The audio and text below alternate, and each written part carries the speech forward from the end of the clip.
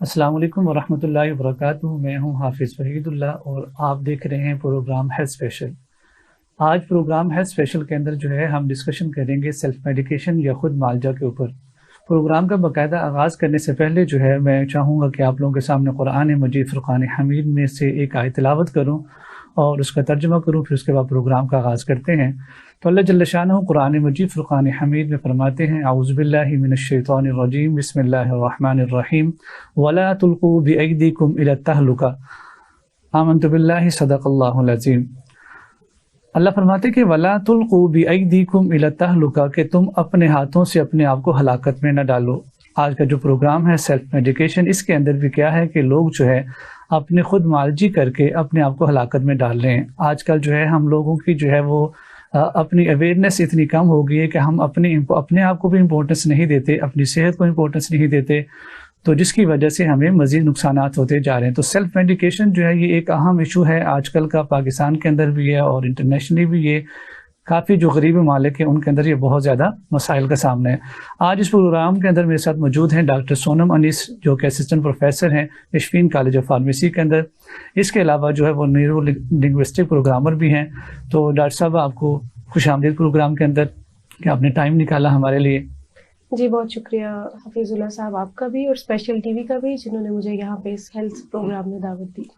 Doctor साहब, सबसे पहले तो ये है कि आप एक आम फहम अंदाज में, जिससे हमारे जो आम आवाम है, जो हमारे नाजरीन है, वो समझ सकें कि सेल्फ मेडिकेशन या जिसको हम उर्दू में खुद मुआलजा कहते हैं, इससे क्या मुराद है। खुद मुआलजा एक ऐसा अमल है जिसमें डॉक्टर के मशवरे के बगैर किसी तशखीस के खुद से मेडिसिन ले ली जाती है। तो इसके बहुत से मनफी असरात हैं बॉडी पे, जिसको हम आगे चल के डिस्कस करेंगे। तो ये जो सेल्फ मेडिकेशन है, तो जैसे अब कोई बंदा जाके पैराडोल लेता है या डिस्प्रिन लेता है, क्या वो भी इसी के अंदर आ जाएगी? ये नहीं, मैं कहना चाह रहा हूँ कि जो ओटीसी है क्या वही रहेंगी या प्रिस्क्रिप्शन ड्रग्स भी इसके अंदर? कुछ ड्रग्स ऐसी होती हैं जो अलाउ हैं गवर्नमेंट की तरफ से, जिनको आप OTC over the counter drug में ले सकते हैं। उसके अलावा अगर कुछ ड्रग्स पेशेंट ले लिए खुद से जाके, जिसकी तशखीस ही नहीं करवाई, उसे अभी अपना मर्ज ही प्रॉपर नहीं पता, उसे अभी पता ही नहीं है उसको जो सिम्टम्स आ रहे हैं उसके पीछे रूट कॉज क्या है, लेकिन उसको सर में दर्द है या उसको बॉडी में कोई भी डिस्कम्फर्ट फील हो रहा है, उसने उससे रिलेटेड जो पहले कभी किसी को देखा मेडिसिन लेते हुए, तो वो उसकी फैमिली में से कोई बंदा है जो ऑलरेडी किसी बीमारी उसको है, तो उसने वो देखी, तो उसने बगैर प्रोफेशनल के साथ डिस्कस किए हुए जो है ना उसको कर लिया। बिल्कुल, बगैर किसी एमबीबीएस डॉक्टर के मशवरे के या किसी भी जो हेल्थ केयर प्रोफेशनल हैं उनके मशवरे के बगैर कोई भी मेडिसिन अगर ली जाए तो वो खुद मुआलजे में ही कंसीडर। तो हमारे तो यहाँ पे डिफरेंट सिस्टम्स हैं, जैसे कि एलोपैथिक सिस्टम है जिसमें आमतौर पे डॉक्टर एमबीबीएस करते हैं, या होम्योपैथी भी यहाँ पे है और आयुर्वेदिक भी कहीं जगहों पे है, और इसके साथ साथ जो यूनानी मेडिसिन भी है। क्या उनकी दवाइयों को भी अगर हम बगैर प्रिस्क्रिप्शन के इस्तेमाल करेंगे तो उनके भी नुकसान हो सकते हैं? जी बिल्कुल। हर मेडिसिन सिस्टम अपनी एक अफादियत रखता है। हर मेडिसिन सिस्टम में एक प्रॉपर मेथड है जिसके थ्रू तशखीस की जाती है और उस तशखीस के अगेंस्ट ही आपको मेडिसिन लेना होती है। अगर खुद मुआलजा किया जाएगा तो मेडिसिन का असर जो आपने लेना है जिस बीमारी के खिलाफ, आप वो नहीं ले पाएंगे, बल्कि उसके जो एक्स्ट्रा साइड इफेक्ट्स हैं, एक्स्ट्रा जो उसके बॉडी पे हार्मफुल इफेक्ट्स हैं, उसका सामना करना पड़ेगा। अच्छा, दूसरा ये है कि हमारे जो पाकिस्तान है, क्योंकि प्रोग्राम जो है पाकिस्तान में रिकॉर्ड हो रहा है, वैसे तो नाज़रीन ये इंटरनेशनल चैनल है तो सब लोग बाकी भी बाहर से भी देख रहे हैं, तो जो सेल्फ मेडिकेशन है अगर हम ख़ास अपने पाकिस्तान के हवाले से देखें तो उसकी वजह क्या है? लोग क्यों सेल्फ मेडिकेशन की तरफ जाते हैं? जी डॉक्टर हफीजुल्लाह साहब, इसमें मैं ये समझती हूँ कि सेल्फ मेडिकेशन की सबसे बड़ी वजह आजकल तो ये है कि लोगों के पास पैसा नहीं है, लोगों के पास टाइम नहीं है कि वो डॉक्टर के पास जाएं और जाके अपना पूरी तशखीस करवा के मेडिकेशन करें। एक तो ये वजह है।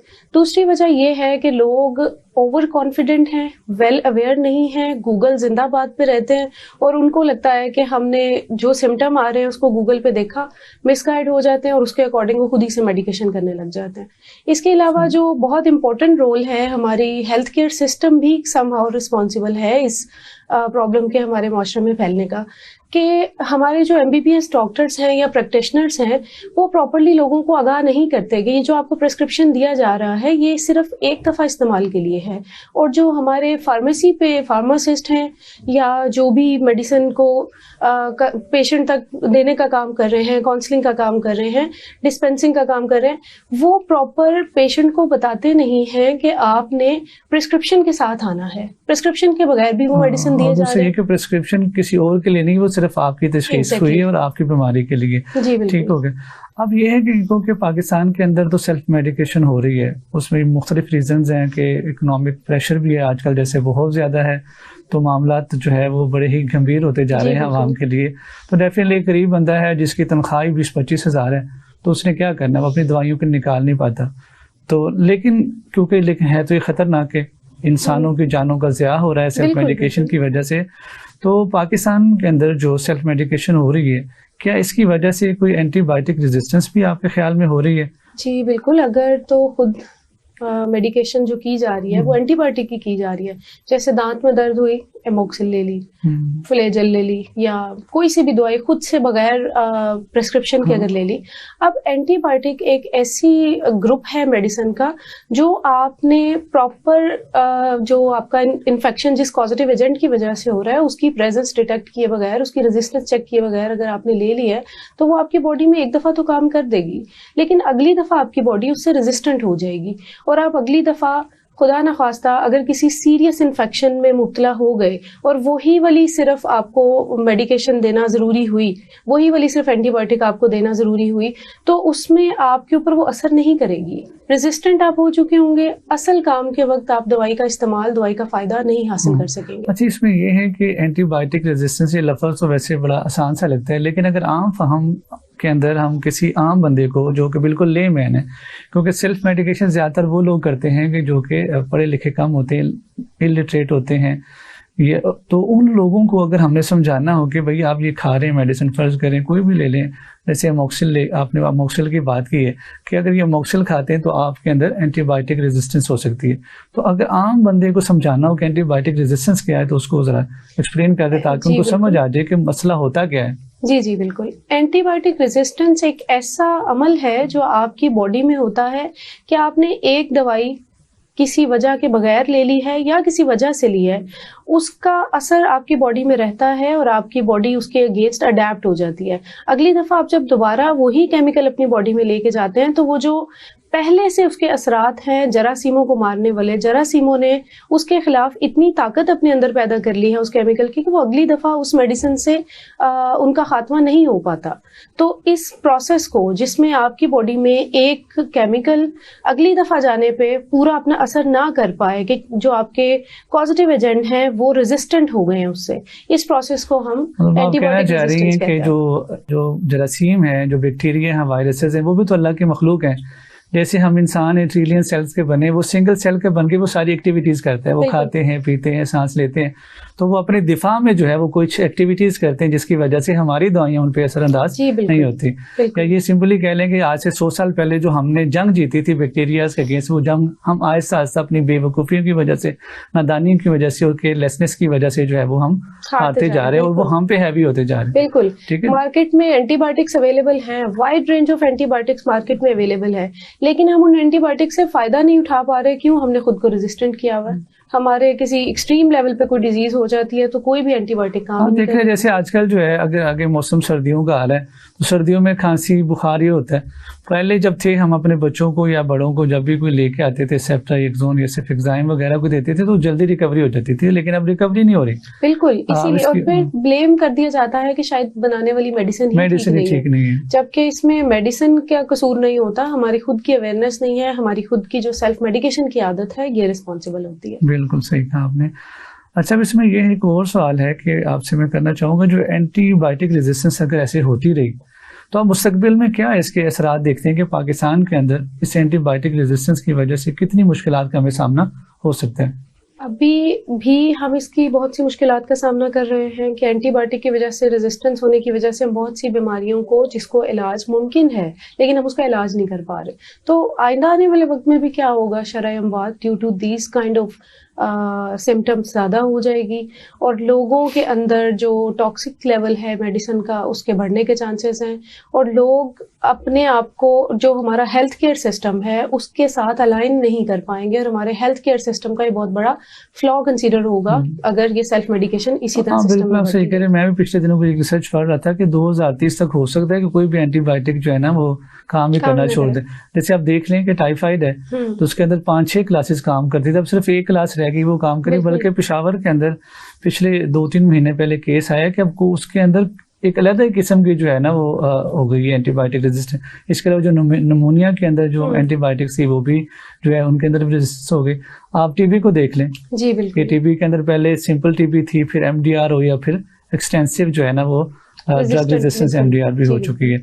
तो मतलब कि सेल्फ मेडिकेशन जो है उसकी वजह से जो एंटीबायोटिक रेजिस्टेंस हो रही है वो फ्यूचर में हमारे लिए बड़ी खतरनाक हो सकती है। तो इसमें ये है कि जो सेल्फ मेडिकेशन को हमने तो रोकना तो है। अब ये तो नहीं कि इसको ऐसे छोड़ दें, अवाम जो है वो दवाइयाँ लेती जाए और वो करती जाए और अपने आप को हलाकत की तरफ लेके जाती जाए।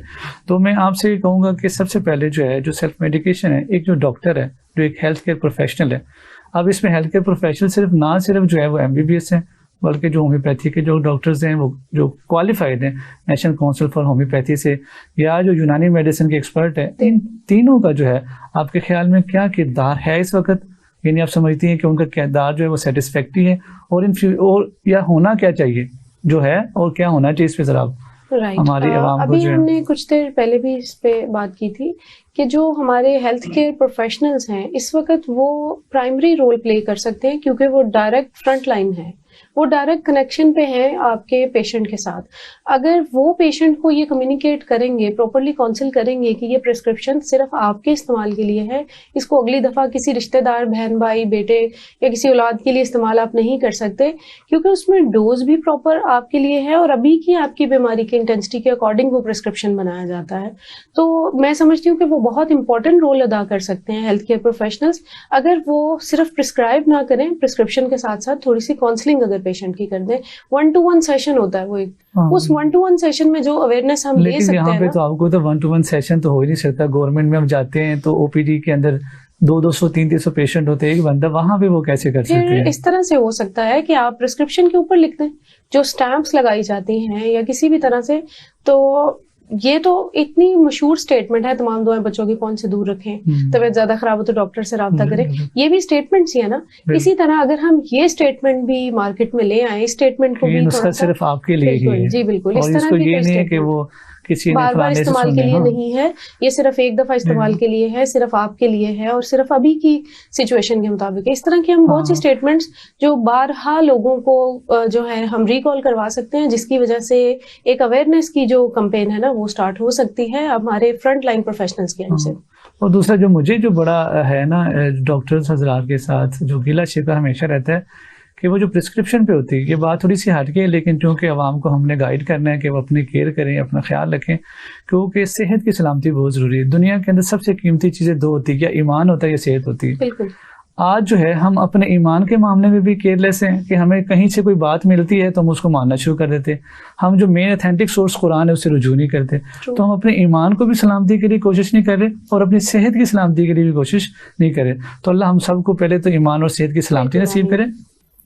मेरा ये गिला है कि जो लिख देते हैं ना कि सुबह दोपहर शाम, इस पे मेरा सबसे बड़ा इतराज होता है कि ये सुबह दोपहर शाम जो है ये बिल्कुल टेक्निकली भी हर लिहाज से गलत है। जैसे आगे सर्दियां आ रही, आपको पता है सुबह दोपहर शाम का मतलब है कि आपने 8 घंटे के बाद डोज लेनी है, ठीक है। अब सर्दियां आ रही, सर्दियों में तो दिन इतना छोटा होता है, सुबह 7 बजते हैं, फिर 12 बजे फिर दोपहर का खाना खाते, शाम 5 बजे हुई थी। तो वो जो रात है वो आगे आपकी 14-15 घंटे की, तो जो डोज है वो आप पहले कंसंट्रेशन ज्यादा कर देते हैं और बाद में जो है वो सारी रात वो डोज ही नहीं होती, तो पेशेंट ने कहाँ से ठीक होना है।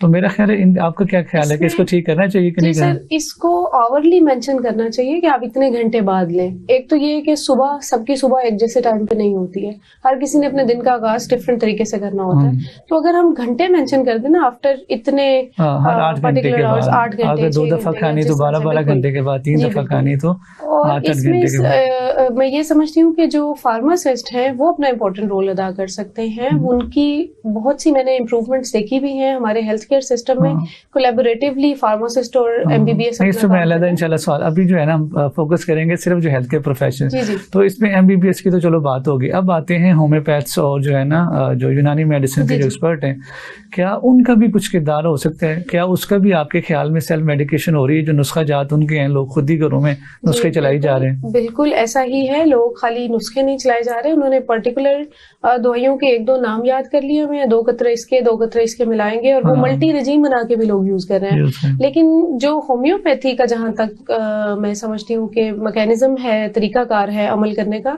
उसमें तो आप एक डायग्नोज जो ड्रग है, एक जो ड्रग आपने किसी एक पर्सन के लिए डायग्नोज कर लिया, वही ड्रग उन्हीं सिम्टम्स के साथ आप किसी दूसरे पर्सन को भी नहीं दे सकते। क्योंकि उनकी तशखीस का जो तरीकाकार है वो एक पर्सन के मिजाज पे डिपेंड करता है। वो सिम्टम्स को देख के फिर उसकी ट्रीटमेंट करते हैं। खाली सिम्टम नहीं, आपकी जो पर्सन है, जो पेशेंट है, उसका मिजाज, किसी का गर्म मिजाज है, किसी का ठंडा मिजाज है, किसी की तबीयत तेजाबी है, किसी की बेसिक है, उसके अकॉर्डिंग वो केमिकल सिलेक्शन करते हैं, जितना मैंने ऑब्जर्व किया है। तो इस लिहाज से भी अगर देखा जाए, लोगों को अपने मिजाज की खुद पहचान नहीं होती, ये एक आपके मॉलेज का ही काम होता है जो पहचान करके उसके मुताबिक आपको मेडिसिन प्रिस्क्राइब करते हैं। मॉलेज के, चाहे वो MBBS है, चाहे वो यूनानी मेडिसिन एक्सपर्ट है, उनसे पूछे बगैर जब भी करेंगे तो सेल्फ मेडिकेशन में आएगा और हमें जो है वो खतरात से दो चार ही करता रहेगा।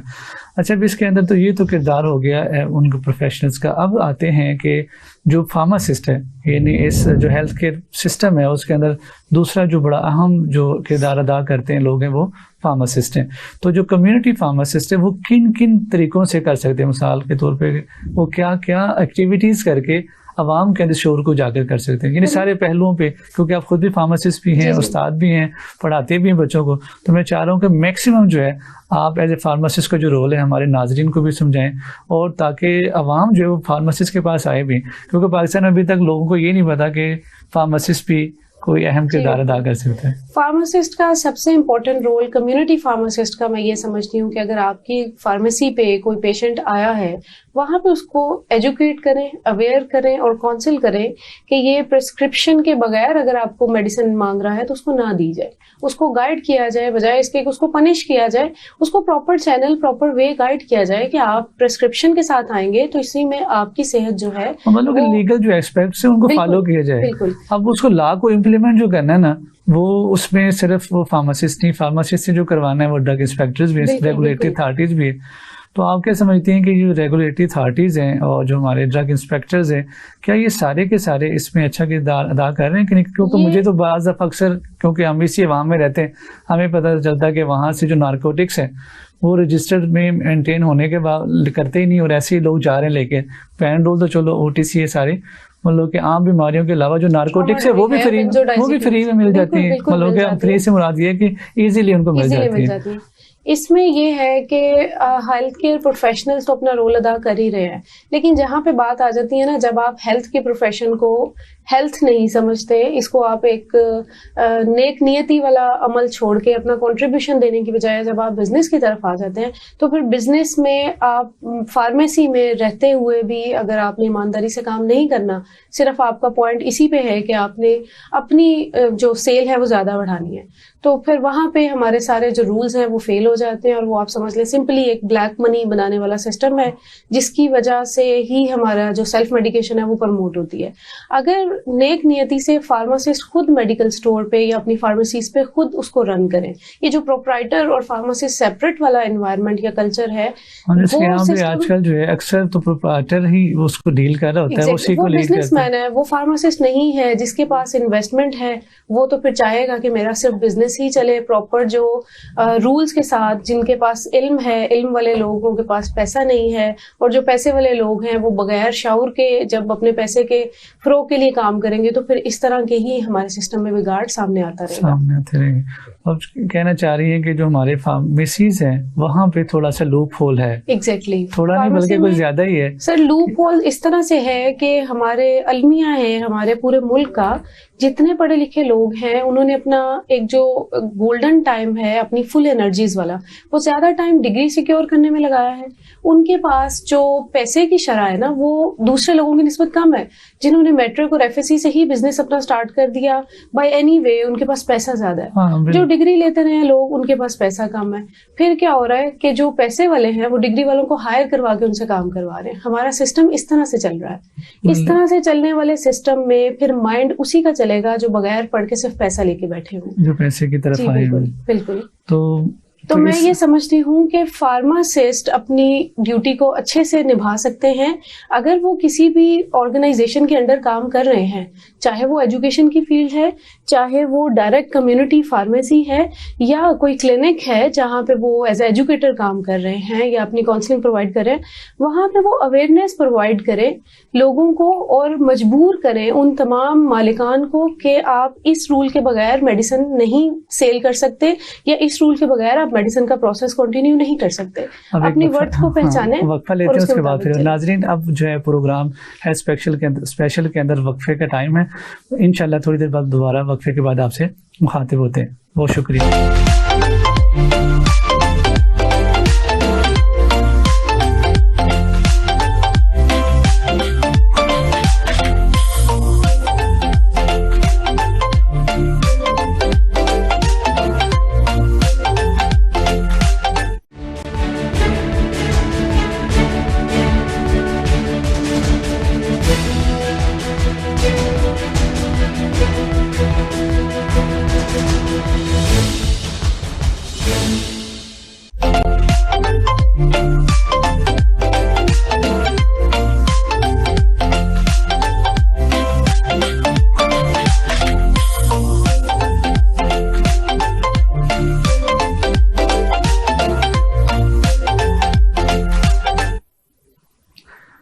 अस्सलाम वालेकुम वरहमतुल्लाहि वबरकातुहू। वक्फे के बाद आपको दोबारा खुश आमदीद। वक्फे से पहले जो है डॉक्टर सोनम साहिबा बात कर रही थी कि पाकिस्तान के अंदर मामलात ये हैं कि जो क्वालिफाइड ना होने की वजह से जो प्रोप्राइटर है वो खुद क्वालिफाइड नहीं होता, उसके पास पैसा होता है तो उसका मिसयूज़ करके सिर्फ पैसे की तरफ ही जो है वो फार्मेसी को लेके चल रहा होता है। तो इससे मुझे कुरान मजीद फुरकान हमीद की एक आयत याद आई, सूरह यूसुफ के अंदर आता है कि जब सूरत यूसुफ अलैहिस्सलाम जब वहाँ पे बादशाह ने उनको रिलीज़ किया तो वहाँ पे हालात इकोनॉमिक क्राइसिस थे। इकोनॉमिक क्राइसिस के अंदर यूसुफ अलैहिस्सलाम ने उनको कहा कि मैं आपके सिस्टम को संभाल सकता हूँ क्योंकि मेरे अंदर दो खूबी हैं। यानी किसी भी लीडर्स के लिए, चाहे वो हेल्थ केयर प्रोफेशनल लीड कर रहा है या किसी भी सिस्टम को लीड कर रहा है, एजुकेशन सिस्टम को लीड कर रहा है, मुल्क को लीड कर रहा है, तो उसके लिए दो प्रॉपर्टीज़ हज़रत यूसुफ अलैहिस्सलाम ने बयान की और उन्होंने अपने बारे में दावा किया कि इन्नी हफीज़ुन अलीम, कि मैं बेशक जो हूँ वो एक तो ईमानदार हूँ और दूसरा इल्म रखने वाला हूँ। तो किसी भी फील्ड के अंदर प्रोप्राइटर ने क्योंकि बिजनेस को लीड करना होता है तो उसको भी ईमानदार होना चाहिए, नॉलेज होना चाहिए।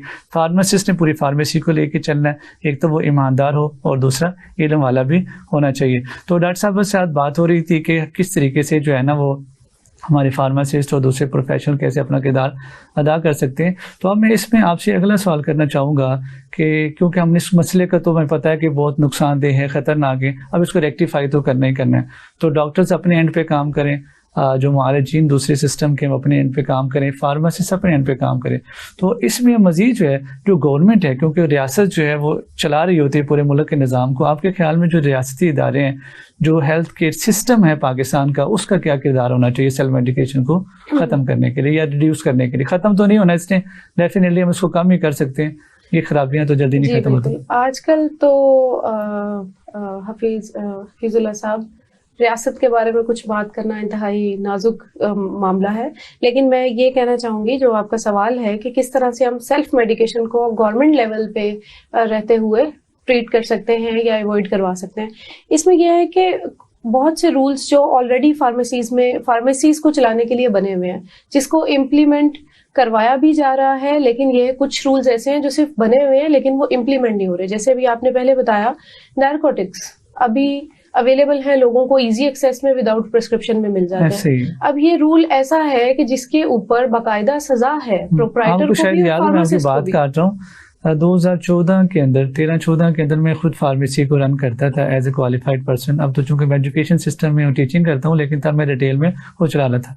तो शादरी के अंदर, तहसील फिरोज वाला के अंदर जो डेक्सोमेथोर्फिन सिरप है, उसकी वजह से इतनी सारी अमवात हुई।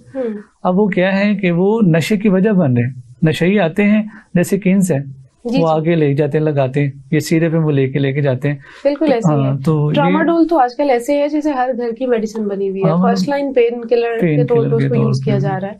इसी तरह सिरिंजेस जो है वो बगैर किसी भी नोटिस के आराम से अवेलेबल हैं और हमारे जो रोड साइड एडिक्ट्स हैं वो उनको फैसिलिटेट लेते हैं, इंजेक्शन लेते हैं, वो लगा लेते हैं। तो इसमें ये समझती हूँ मैं कि गवर्नमेंट को जितनी पॉलिसीज बनाई गई हैं उनको स्ट्रिक्टली इम्प्लीमेंट करवाना चाहिए। अब उनकी स्ट्रिक्ट इम्प्लीमेंटेशन, गवर्नमेंट जिस काम की स्ट्रिक्ट इम्प्लीमेंटेशन करवाना चाहती है वो करवा लेती है।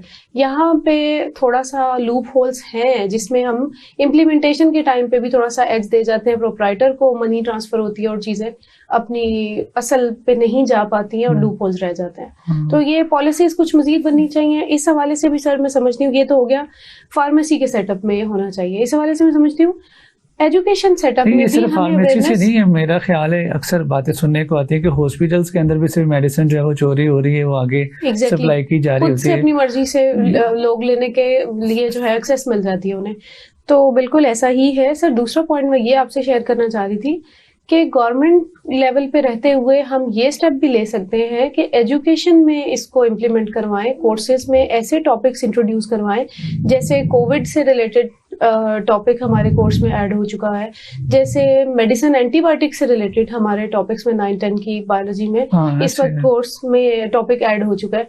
इसी तरह सेल्फ मेडिकेशन के हार्मफुल इफेक्ट पे भी हमारे अगर टॉपिक हम स्टडी लेवल में भी ऐड करवा दें, जो है वो इंट्रोड्यूस करवाना चाहिए। बिल्कुल बिल्कुल, इंटीग्रेटेड हेल्थ केयर सिस्टम जो है ये लाजमी है, जिससे काफी हद तक सेल्फ मेडिकेशन से हम अवेयरनेस ले सकते हैं। और इसके अलावा सर हमारी जो ऑनलाइन कम्युनिटी है, सोशल मीडिया है, उस सोशल मीडिया पे फार्मासिस्ट अपना बहुत इंपॉर्टेंट रोल अदा कर सकते हैं कि वो लोगों को। लेकिन मैं तो सोशल मीडिया पे देख रहा हूँ कि इसका बड़ा एक इम्पैक्ट जो पॉजिटिव तो है ही है, लेकिन नेगेटिव इम्पैक्ट ये है कि बहुत सारे, मैं यूट्यूब चैनल्स को भी देखता हूँ और फेसबुक पेजेस भी हैं, वो तो आम ड्रग्स को भी ऐसे प्रमोट कर रहे होते हैं। तो आपके ख्याल में इसके दोनों पहलू जो हैं वो मौजूद है? बात तो ये है कि हमारे पास अभी तक सोशल मीडिया के थ्रू जो मेडिसिन हैं उनको सेल करने का या उनको प्रमोट करने का कोई रूल ही नहीं है। अगर ऑनलाइन मेडिसिन जिस तरह से आपने पूरे सिस्टम से आ चुकी हैं, जैसे दवाई.com है, कुछ सर मैं इसी तरफ आ रही हूँ, मेरी खुद की भी फार्मेसी है, तो उस फार्मेसी को, ऑनलाइन फार्मेसी को चेक एंड बैलेंस रखने के लिए कोई भी गवर्नमेंट का रूल नहीं है। गवर्नमेंट के रूल सब हैं फिजिकल फार्मेसी के लिए, जो बहुत पुराने रूल चले आ रहे हैं, इतना एरिया हो फार्मेसी का, इतना टेम्परेचर हो, और इस तरह के रूल जो फिजिकल कैपेसिटी में बेनिफिट आपको देते हैं। लेकिन मैं ये समझती हूँ कि इन रूल्स को अपग्रेड होना चाहिए और इन रूल्स को ऑनलाइन जो सारा सेटअप है उस पर भी इम्प्लीमेंट होना चाहिए, ताकि इस तरह के जो सेल्फ मेडिकेशन के असरात हैं इनसे हम बच सकें। और सबसे इम्पोर्टेंट सर, सबसे इम्पोर्टेंट मैं ये समझती हूँ, इस पूरे सिस्टम में जो पेशेंट है उसको फैसिलिटेशन मिलनी चाहिए, उसका टाइम और उसकी कॉस्ट सेविंग होनी चाहिए। ये दो लेकिन दवाइयाँ तो आजकल आप देख रही हैं कि रिटेल से आप कह रही हैं कि है ताल्लुक आपको थोड़ा बहुत, और मेडिसिन तो बहुत महंगी हो गई। आप पैराडोल को ले लें कि जो पता 10 रुपए का मिलता था, मेरा ख्याल है वो 40-50 से भी क्रॉस करके ऐसा ही है। अब ये अगर हम बात महंगाई पे करेंगे तो हमारा जो प्रोग्राम है वो किसी और तरफ चला जाएगा। महंगाई एक ऐसा इशू है जो इस मुल्क में हर एक एक कोने में, हर एक एक चीज। लेकिन महंगाई के अंदर जो है ना, फार्मासिस्ट का एक बड़ा अहम किरदार हो सकता है, क्योंकि आपको पता है कि जो इकोनॉमिकल ड्रग्स भी मौजूद है। हमने सिर्फ एक ही चीज सोची है कि पैनाडोल है तो वही खानी, उसके अल्टरनेटिव जो पाकिस्तानी जो लोकल ब्रांड है वो उससे सस्ती दे रहे हैं, लेकिन वो पेशेंट लेना ही नहीं चाहता। अगर हम अल्टरनेटिव मेडिसिन के ऊपर सिर्फ जेनेरिक पे रहते हुए अपनी जो लोकल मैन्युफैक्चरिंग है पाकिस्तान की उसको भी प्रमोट करें, तो उससे एक तो सस्ती दवाई का भी कॉन्सेप्ट आ जाएगा कि लोग जो है वो सस्ती दवाइयों की तरफ। ही है। हाँ। सर इसमें फार्मासिस्ट के रोल के साथ साथ जो MBBS डॉक्टर्स हैं, हेल्थ केयर प्रोफेशनल्स हैं, उनका भी रोल आ जाता है कि वो लोग अपने ब्रांड से रिलेटेड जो उनकी डील्स चल रही होती हैं उन ब्रांड्स को प्रमोट करने की बजाय अगर जेनेरिक सिस्टम पे आ जाए कि पेशेंट को बता दें आपको इस फार्मूला की दवाई चाहिए, फिर उसके बाद काम स्टार्ट हो जाएगा फार्मासिस्ट का उस पर्सन की कैपेसिटी के अकॉर्डिंग उसको कम प्रॉफिट वाली, जिसमें प्रॉफिट फार्मेसी का भी कम होता है और पेशेंट को भी कम बर्डन होगा। लेकिन वही आपने जिस तरह से शुरू किया, ईमानदारी का बीज जब हमारे अंदर से खत्म हो जाता है ना, या बिल्कुल ही नहीं रहता, तो वो ईमानदारी ना होने की वजह से फिर हम छीना झपटी। अभी आजकल आपको पता है कि जो मामला बड़े खराब है, गंभीर है, तो उस मामले के अंदर ना मैं आपको तो मीम्स बनती रहती है, वो अपने नाज़रीन के साथ भी शेयर करना चाहूंगा और आपके साथ भी। मुझे बड़ा ही उसने मुतासर किया। तो एक पाकिस्तानी होता है, वो जाता है बरतानिया वालों के पास, उन्हें कहते हैं कि भाई ये पाकिस्तान हमसे नहीं चल रहा है, आप वापस ले लें। ठीक है, अब वो कहते हैं कि भाई आपने पाकिस्तान को चलाने की कोशिश की, उन्होंने कहा हमने इसको डिक्टेटरशिप के थ्रू भी चलाया, हमने इसको पार्लियामेंटेरियन सिस्टम के तहत भी चलाया, हमने इसको डेमोक्रेसी के अंदर भी चलाया, हमने सारे निज़ाम चला लिए, लेकिन ये ठीक नहीं हो रहा, तो ये आपकी प्रोडक्ट या अपनी प्रोडक्ट वापस लें। तो वो बरतानिया का जो बंदा है उस मीम के अंदर क्या कहता है, वो कहता है कि भाई आप लोगों के साथ ही हमने इंडिया भी दिया था, वो तो बिल्कुल सही चल रहा है, तो आपसे क्यों नहीं ये पाकिस्तान चला जा रहा। तो उन्होंने कहा हमने तो सारा कुछ कर लिया, हमसे नहीं चला, वापस ही ले लें। उन्होंने कहा क्या तुमने इस पाकिस्तान को ईमानदारी के साथ चलाया? बिल्कुल। तो वो बड़ा ही एक लम्हा फिक्र है, क्या हमने पाकिस्तान को ईमानदारी के साथ इसको चलाने की कोशिश की? मैं एज ए सिटीजन क्या अपना किरदार सही अदा कर रहा हूँ? क्या जो हेल्म ऑफ अफेयर्स पे बैठे हुए लोग हैं अपना किरदार ईमानदारी के साथ अदा कर रहे हैं? तो मैंने आपको क्या बताया कि यूसुफ अलैहिस्सलाम ने बादशाह के सामने, अजीज मिस्र के सामने अपनी 2 क्वालिटीज बताई कि मैं आपके इकोनॉमिक सिस्टम को ठीक कर दूंगा। क्यों? क्योंकि इन्नी हफीजुन अलीमुन, कि मैं मुहाफिज भी हूँ, मैं ईमानदार भी हूँ और मैं इसका इल्म भी रखता हूँ। तो आज हमारा जो है ना ये मामला खराब है। बिल्कुल सर, अभी ये बात अब इसी तरफ जा रही है कि हमारे यहाँ पे जिसके पास इल्म है वो अपनी कंट्रीब्यूशन अपने इल्म वाले एरिया में नहीं दे पा रहा, उसको भी ज्यादा से ज्यादा कमाना है, बेसिक नीड्स पूरी करने का प्रेशर है। इसलिए क्या किया जा रहा है, जिस चीज का हुनर है, जिस चीज का इल्म है आपके पास, उसको पहचान नहीं की जा रही, उसको इम्प्लीमेंट नहीं किया जा रहा, और जिनके पास इल्म नहीं है वो ओहदे पे फाइज हैं, वो प्रॉपरली काम कर रहे हैं, तो फिर ऐसा बिगाड़ ही माशरे में जन्म लेते हैं। बिल्कुल सही कह रही हैं। और दूसरा देखिए, वो जो लॉ की इम्प्लीमेंटेशन की आपने बात की, मैं उस पर हमेशा एक मिसाल देता हूँ और ये एक आम मिसाल है। अभी मैं और आप जो है वो चल के आए रोड्स के ऊपर, यहाँ पे कोई कानून नहीं है, इशारे टूट रहे हैं, हमारे सामने टूटते हैं, ट्रैफिक जो है वो बेहंगम है।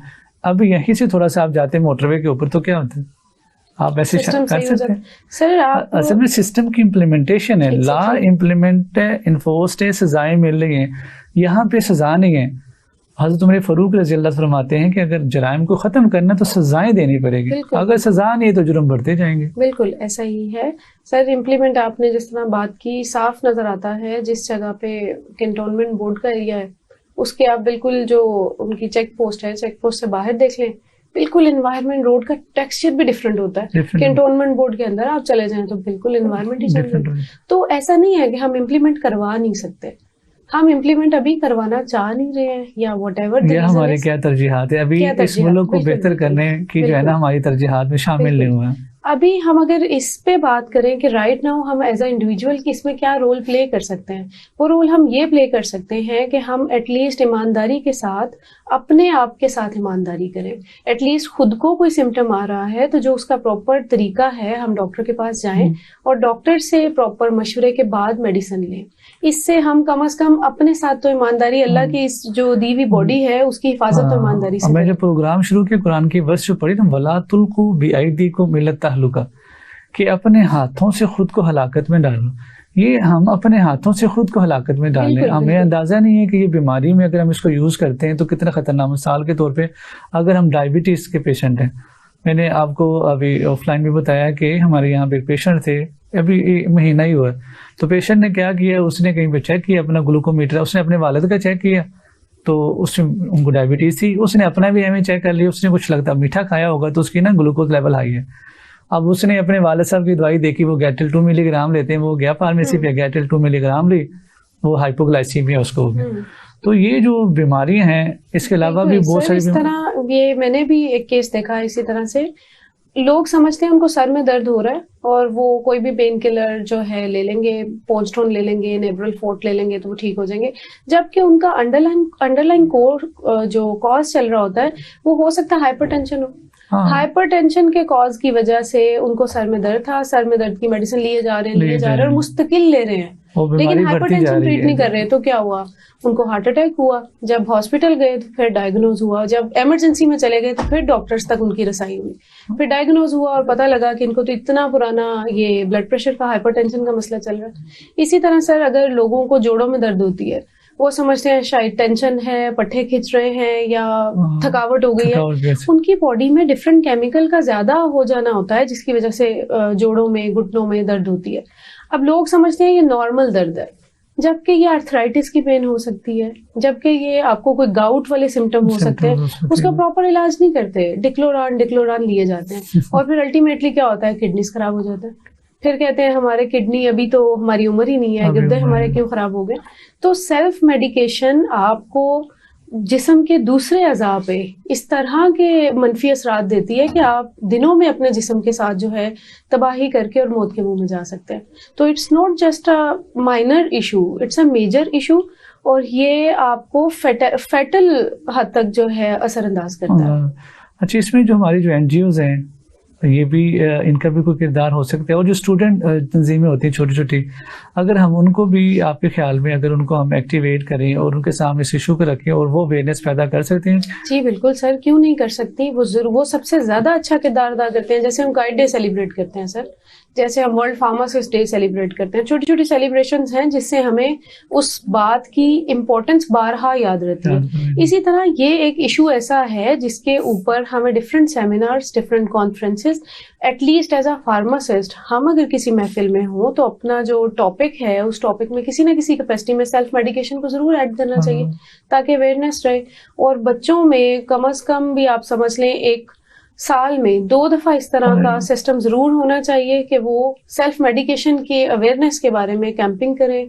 उस कैंपिंग में लोगों को डॉक्टर्स अपना रोल अदा कर सकते हैं कि डॉक्टर्स उस कैंपिंग में फ्री लोगों का एक दिन अगर इलाज कर देंगे तो मेरा नहीं ख्याल डॉक्टर्स को बहुत ज्यादा हैवी कॉस्ट इसकी आने वाली है। नहीं, बहुत सारे इदारे हैं जो कि फ्री में भी मेडिकेशन देते हैं, वो कैंपिंग करते रहते हैं, कैंप लगाते हैं। पाकिस्तान में वैसे ही बहुत लोग जो है वो अल्लाह की राह में खर्च करने। बिल्कुल सर, एनजीओज मैं समझती हूँ कि आज से पहले काम कर रही थी कि वो डायरेक्टली लोगों को फीड कर देते हैं, डायरेक्टली लोगों को कोई भी प्रोडक्ट है, सोर्स है, वो प्रोवाइड कर देते हैं। अब मैंने ये देखा है कि एनजीओज में ये रुझान भी चल रहा है कि वो लोगों को टीच एंड ट्रेन करते हैं कि हम आपको एक ही दफा फीड नहीं करेंगे, आप खुद अपने लिए अर्न करने वाले, आप खुद वेल अवेयर बन जाएं कि एक सिस्टम चल जाए और आप खुद अपने लिए एक पैरों पे खड़े होने का सिलसिला बना लें।